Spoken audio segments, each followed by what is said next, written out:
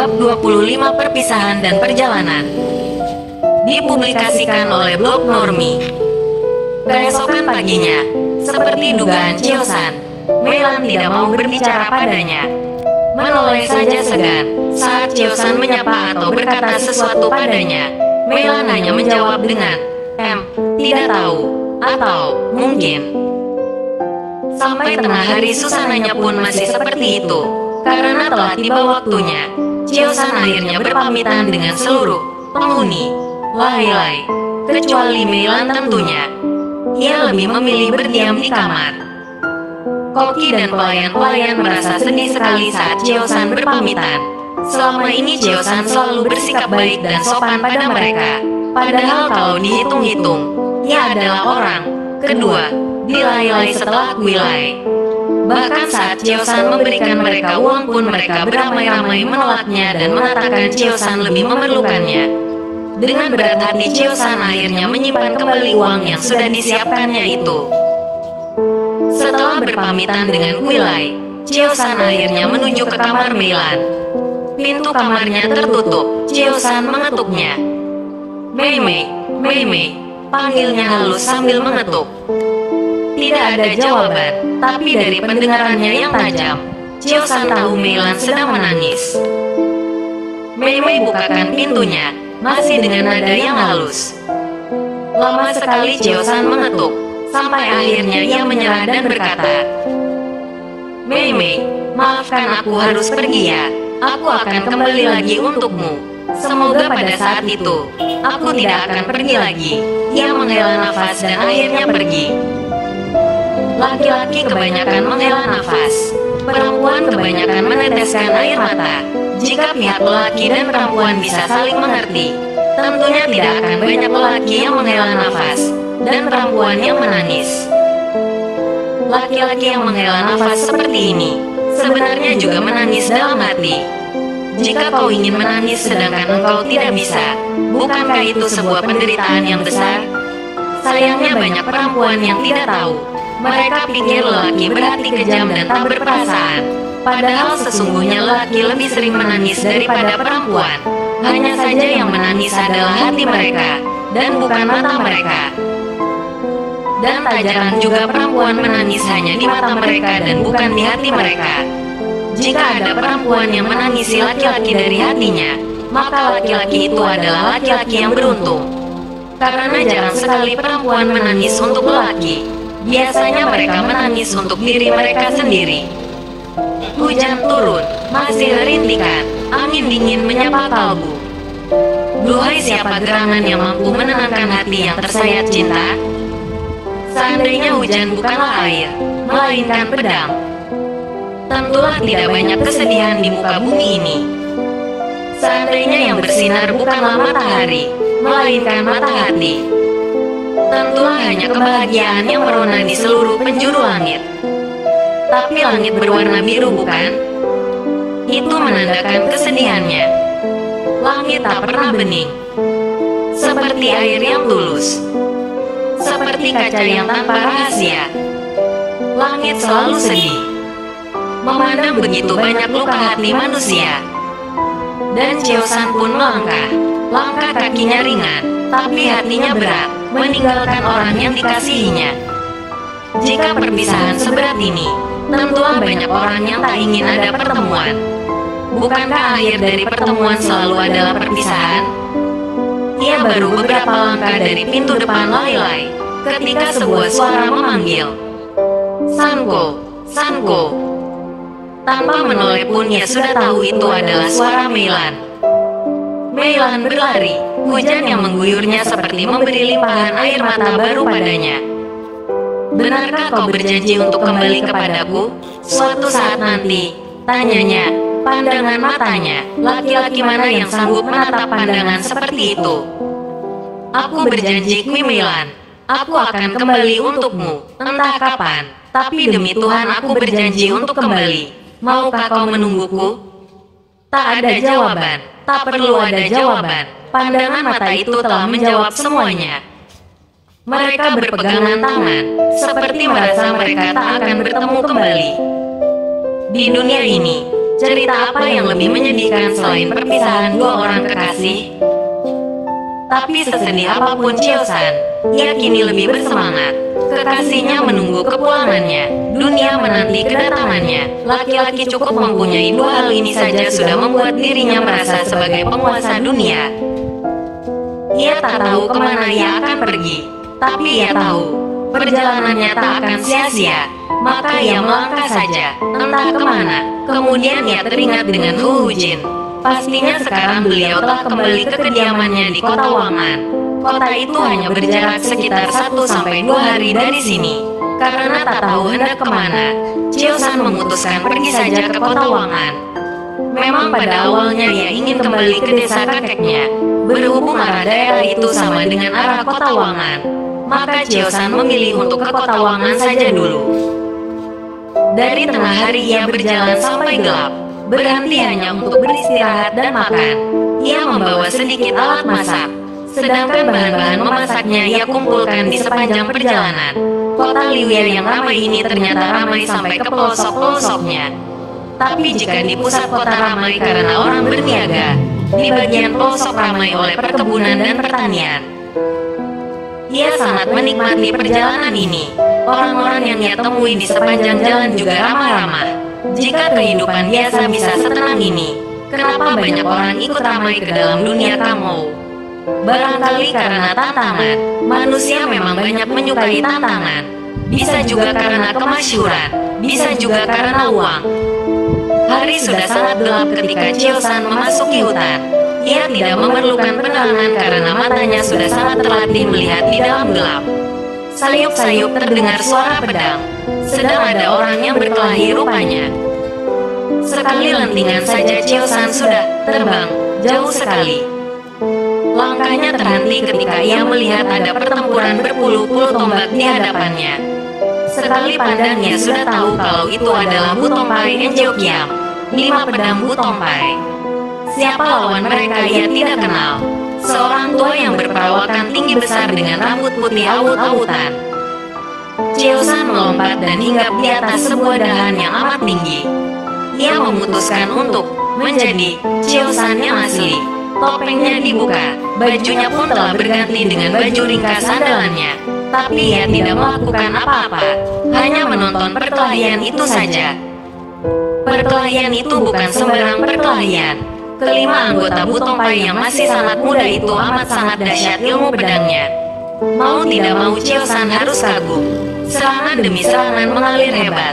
Sepertinya kelima orang ini sudah menjadi satu jiwa dan satu tubuh. Seakan-akan mereka dilahirkan dengan tangan, kaki, pikiran, dan hati yang sama. Cahaya pedang menyambar-nyambar. Inilah ilmu pedang Butompai yang menggetarkan dunia itu. Tarian pedang Butomopai. Tio Semong menciptakannya sebelum ia menciptakan Taikekun. Namun dasar-dasar dan unsur Taikekun sudah terlihat di situ. Gerakannya lembut namun cepat, mengalir bagai air, tapi menghujam bagai ombak menghantam karang. Cahaya-cahaya pedang ini sangat rapat sehingga hujan pun belum tentu menembus cahaya itu. Tapi yang lebih membuat Cheo-san kagum adalah lawan mereka. Orang yang bertubuh kekar itu dengan gagah menantang hujan pedang. Senjatanya adalah sebuah tombak yang bermatakan golok. Tangkai tombaknya yang berwarna emas menimbulkan suara menderderu ketika ia memutar-mutarkannya untuk menghalau serangan pedang. Tubuh orang itu sudah terluka di sana-sini. Cheo-san memperkirakan setidaknya mereka telah bertanding ratusan jurus. Tapi tenaga dan kekuatan serangannya masih tetap dahsyat. Jika bertarung satu lawan satu, Butompai Enjiokiam pastilah bukan tandingannya. Tapi sejak awal, Butompai Enjiokiam adalah Butompai Enjiokiam. Melawan satu orang atau melawan ribuan orang, mereka tetap berlima. Bayangan pedang seperti hujan, kibasan tombak golok seperti angin puyuh. Siapa saja yang berdiri dekat-dekat pertempuran itu setidaknya akan lecet-lecet terkena anginnya saja. 5 pedang Butompai memang tidak malu menyandang nama itu. Gerakan mereka yang lincah dan halus berganti-gantian bagai gelombang. Satu pedang mengincar leher, yang satu mengincar dada, yang satu mengincar perut, yang satu mengincar paha, dan yang satu lagi mengincar betis. Sang lawan dengan berani menerima serangan itu. Ia memutar tombaknya di depan dada dengan kedua tangannya. Terdengar suara bagai angin puyuh. Terang!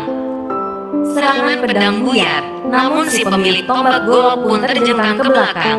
Dengan satu kali gerakan memutar, ia telah menggunakan serangan 5 pedang Butompai. Tapi tak urung gerakan itu menghabiskan banyak tenaga. Ia memang memilih melakukan adu tenaga ketimbang menghindari serangan-serangan dahsyat itu.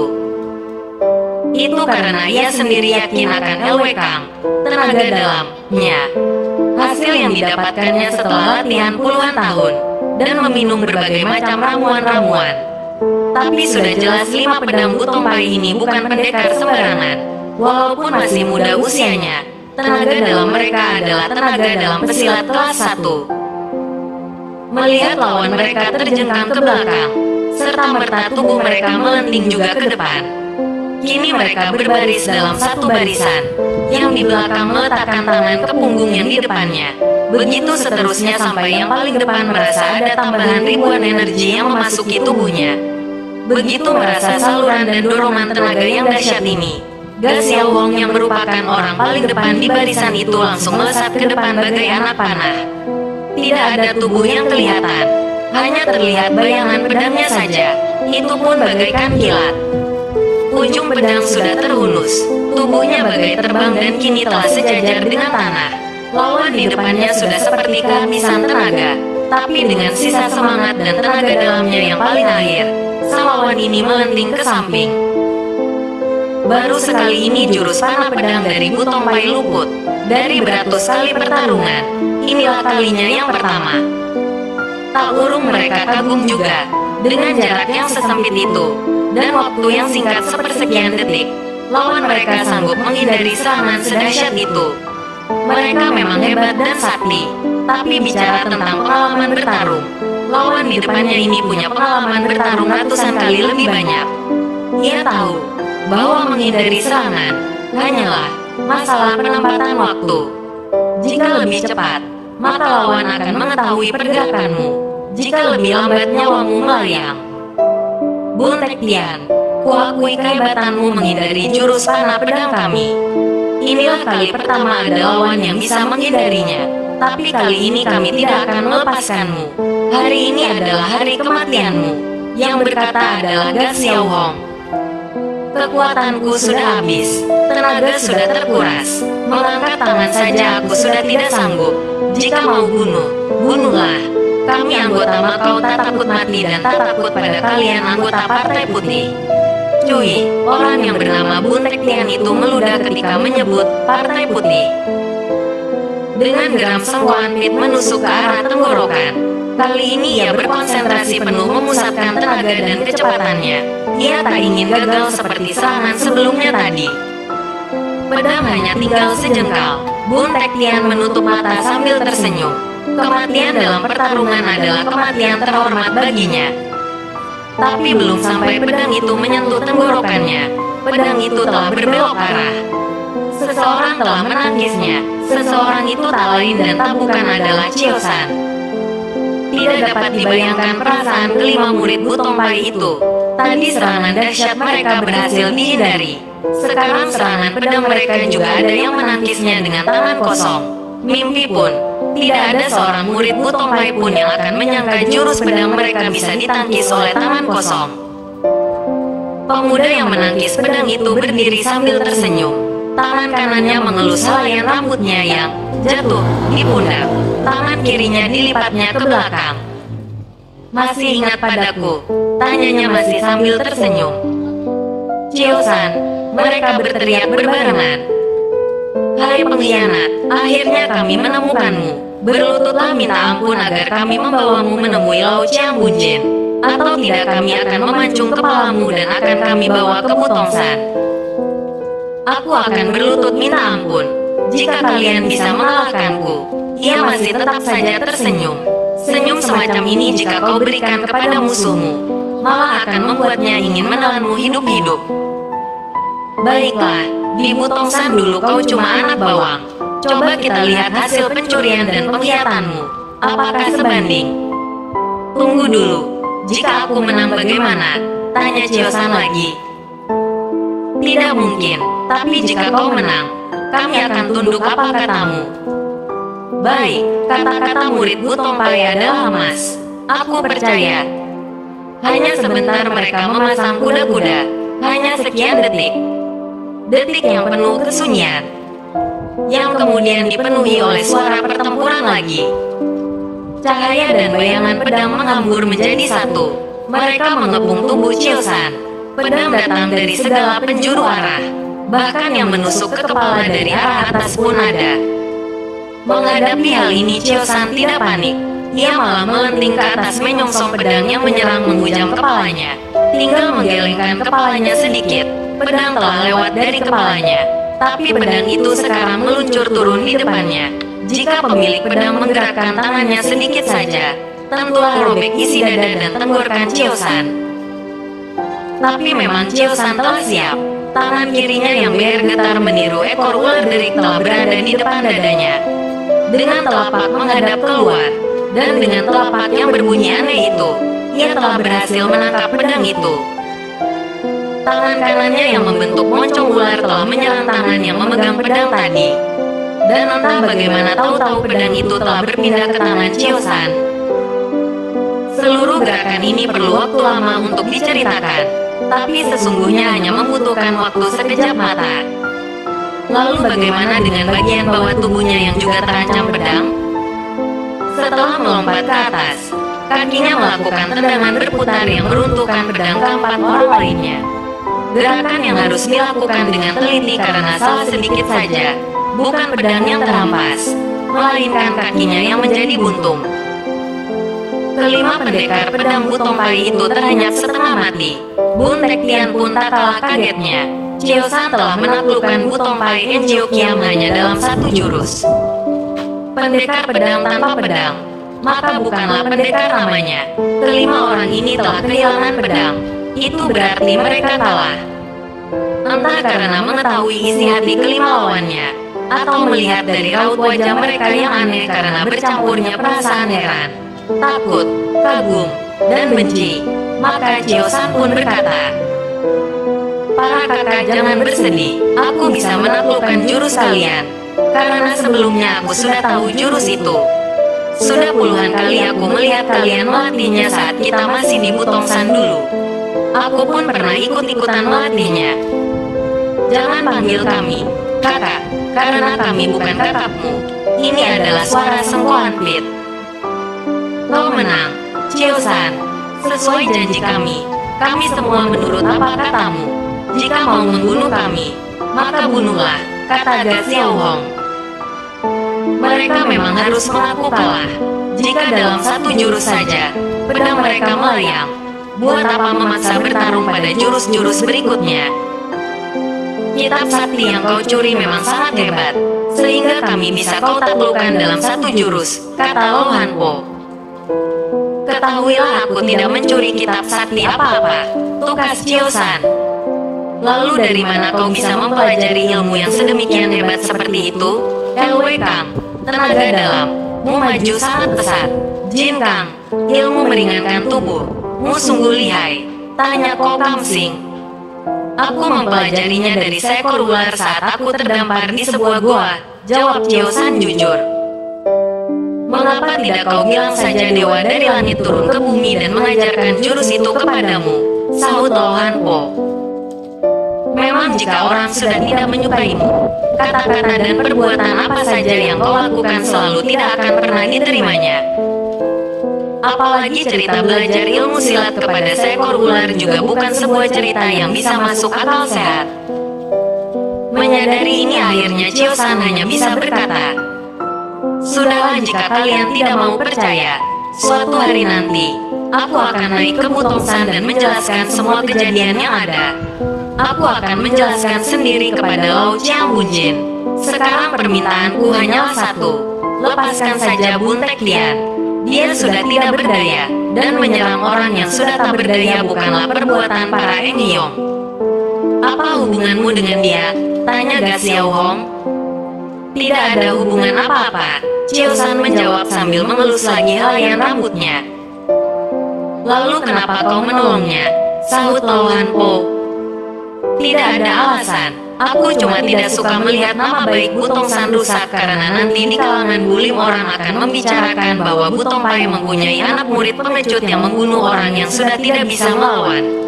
Melawan orang bermulut tajam seperti Lohan Po memang juga harus menggunakan mulut yang tak kalah tajam. Alasan, manusia hati pengkhianat seperti kau pastinya sudah menjadi anggota Makau sejak dulu.